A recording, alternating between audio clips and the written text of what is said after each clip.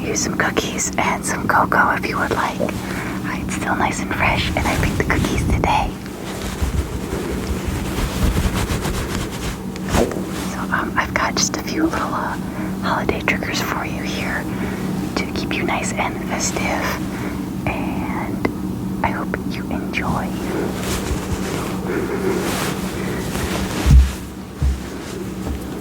Let's see, I think I'll start off with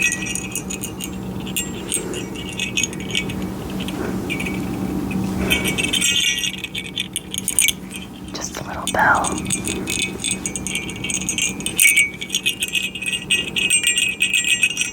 I like this one because it doesn't make like a really loud, obnoxious sound. It's just enough that's nice.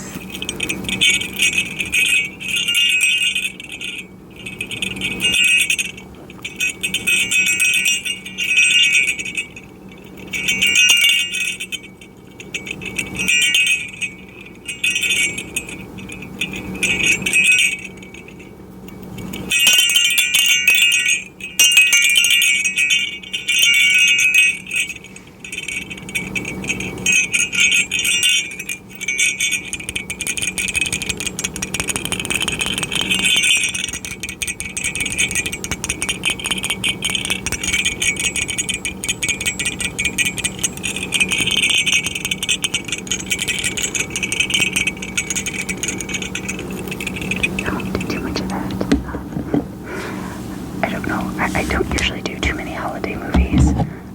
I typically don't have the time to sit and watch too much, but I do always make time for my favorite Christmas movie, which is of course Die Hard. If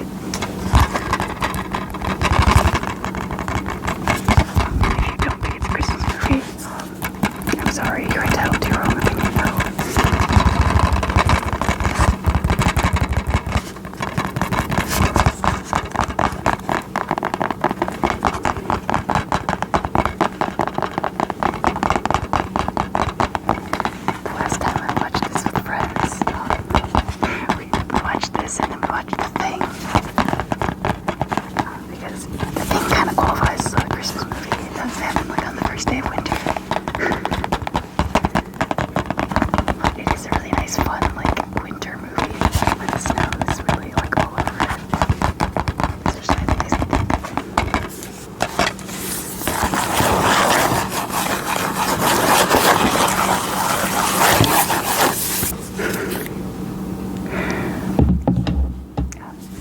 Your favorite Christmas movie is. I'm always curious to know. I think growing up I was really big into Rudolph, like the Rankin Bass, the stop motion. I really loved it, but like the Bumble absolutely terrified me as a child. Like even though he had like the redemption at the end, not a fan, did not like him, scared the hell out of me. And I think as an adult, I'm not really sure what my favorite is. I do still like Elf and both of the Grinches. I like A Christmas Story, but it's so played out. It's the only thing on all day. I do like Bad Santa. That's always a really fun one. Actually, no, Christmas Vacation.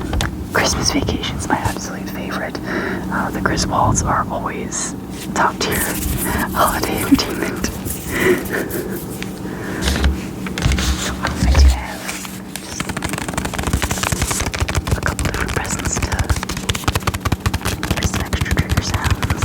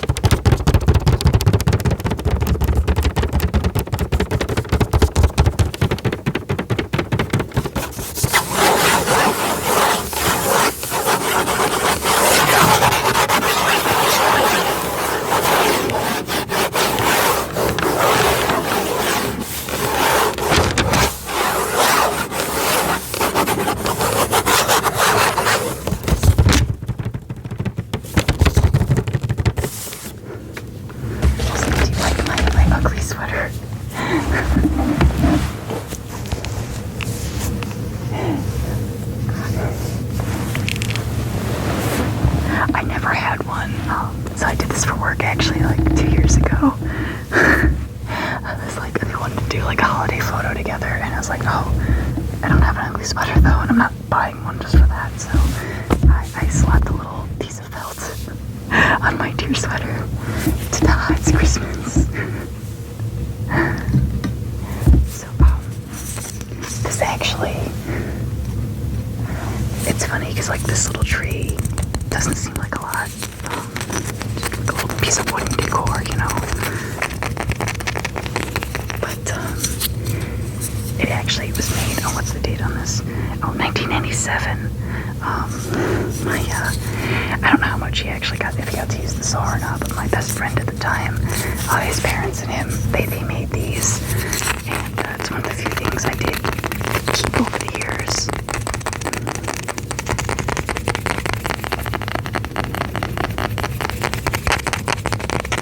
It's one of those, like, reminders of simpler, nicer times.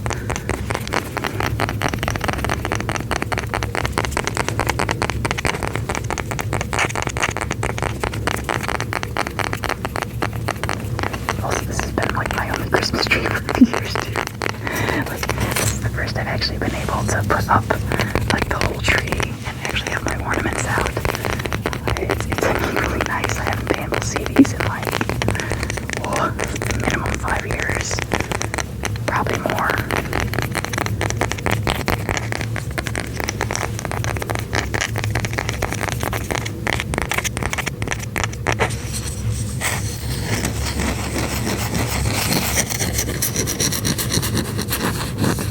Also, I just think I don't have my headphones in. I really hope you didn't hear too much of my hips creaking. My knees as I sit back down. That time of the year, especially with it being this cold out.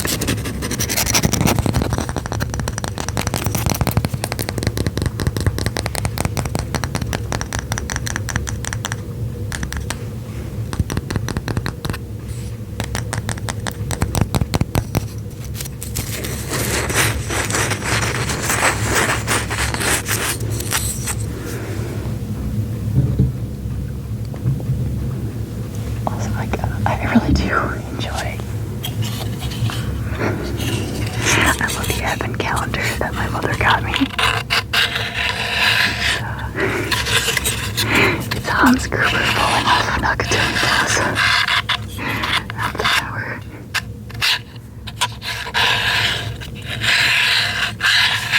I mentioned it once years ago in March last year.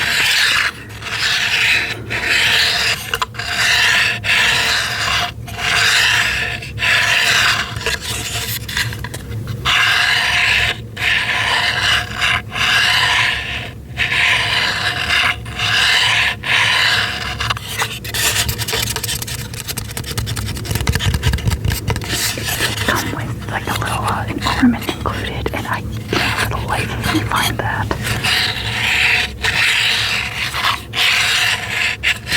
Still like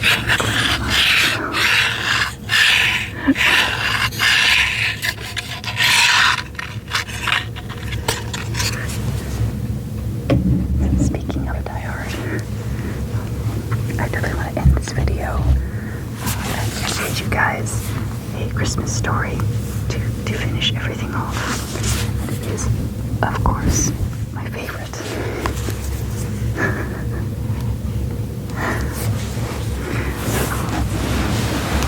I kind of have like the camera a little far away. I will do my best to show you the pictures from here. My friend got me this a few years ago.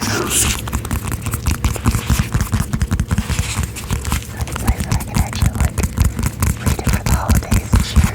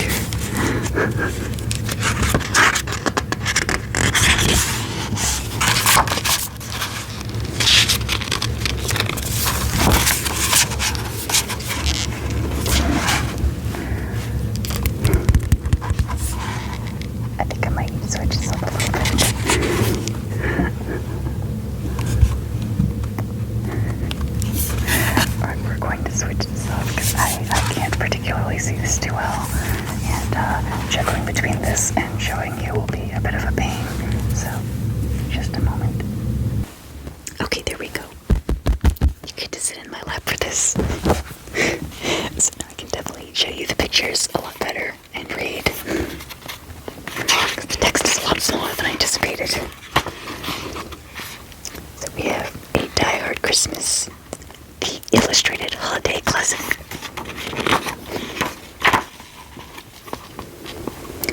"'Twas the night before Christmas, and up in the tower, everyone was partying except one wallflower.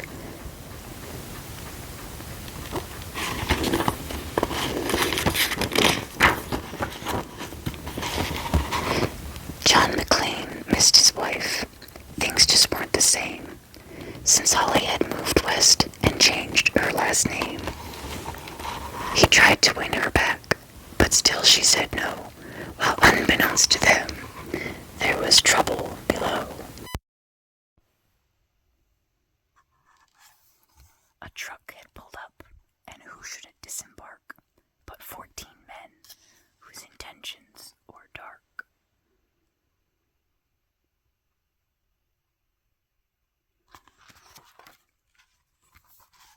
They spoke not a word and unloaded big crates. They cut the phone lines and locked all the gates.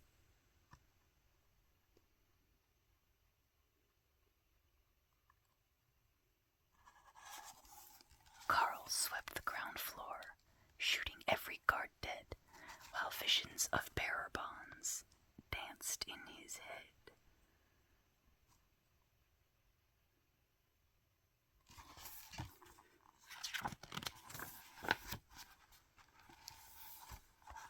John took off his shoes, making fists with his toes. It actually worked. Well, what do you know?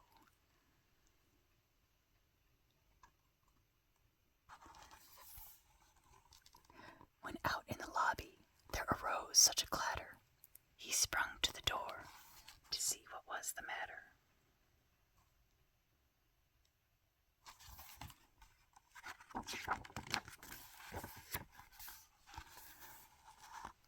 When what to his wondering eyes should appear, holy crap, there are terrorists here.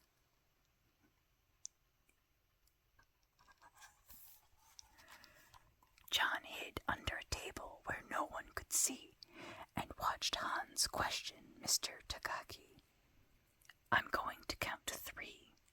There will not be a 4. Give me the codes to open the vault door."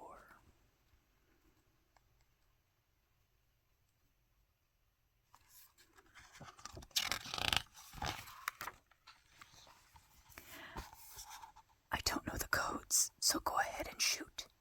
"Okay," said Hans Gruber, and ruined Takaki's suit.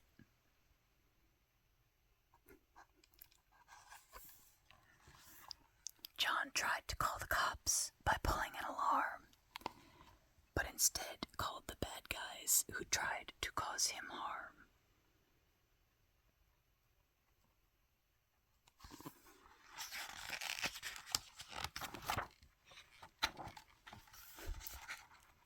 But John killed Tony, who had very small feet, and sent him to the terrorists as a Yuletide treat.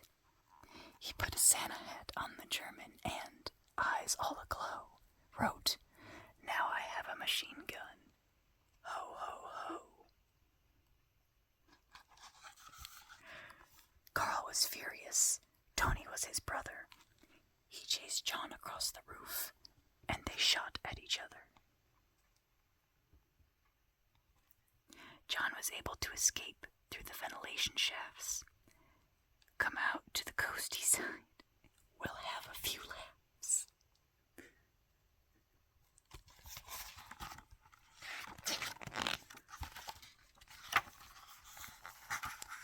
At Nakatomi Tower, Sergeant Powell appeared.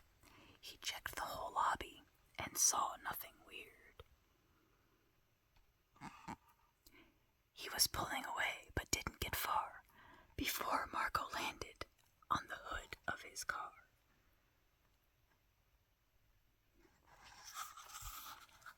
Powell drove away backwards, screaming in fright. "Welcome to the party, pal," John yelled with delight.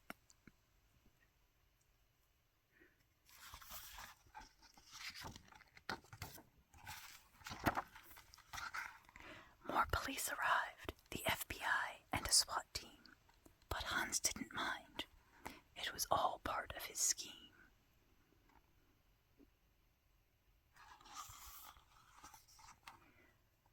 More rapid than eagles, his henchmen they came, and he radioed and shouted, and called them by name. Now Eddie, now James, now Franco, now Uli, on Fritz, on Karl, hair long and unruly.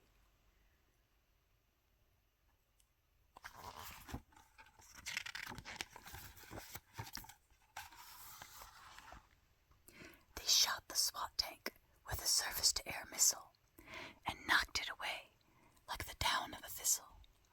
Now John McClane was angry indeed. He blew up 2 terrorists and called them jerkweed.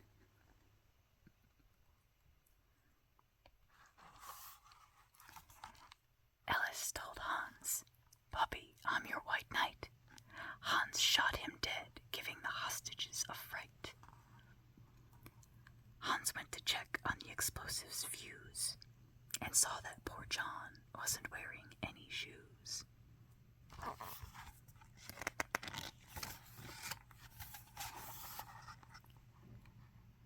John fled from Karl and Hans, but alas, he had run barefoot over sharp, broken glass. His feet, how they hurt, his soles, oh so bloody. John crawled to the bathroom and called his good buddy. John was weary and ready to throw in the towel until he got a pep talk from Sergeant Al Powell. Powell was chubby and plump and a right jolly old cap, and he trusted the cowboy in the tattered tank top.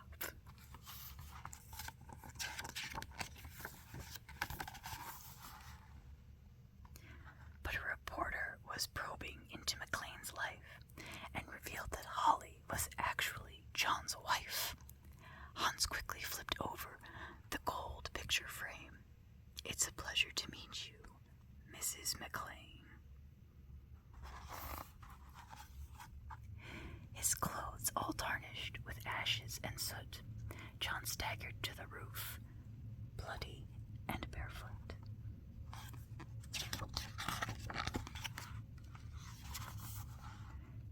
The explosives were wired to the rooftop with care, in hopes that the hostages soon would be there. John warned everyone the roof would soon blow, as the chopper strafed him with high-powered ammo. Around his waist he tied a fire hose tight, and screaming an oath jumped into the night. He dangled in the air and gritted his teeth, while flames encircled the tower like a wreath.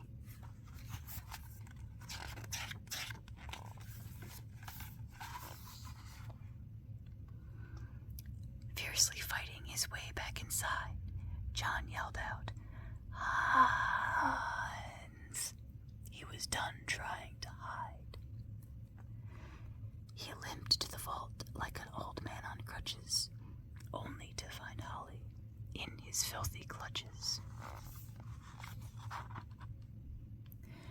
John dropped his gun, put his hands on his head. It seemed he and Holly would soon be dead. But with a secret gun taped to his back, John shot Hans in a surprise attack.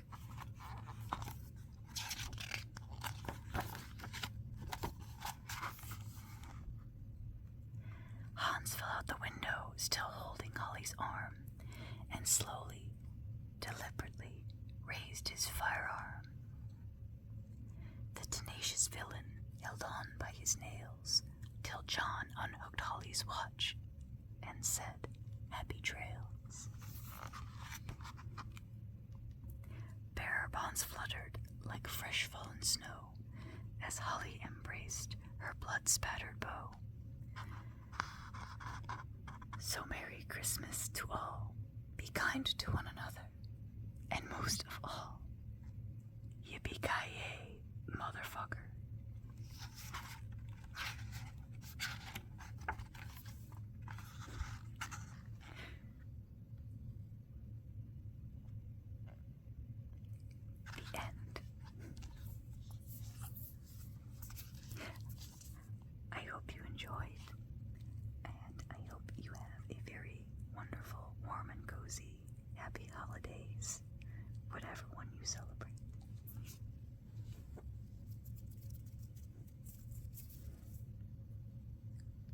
Good night, my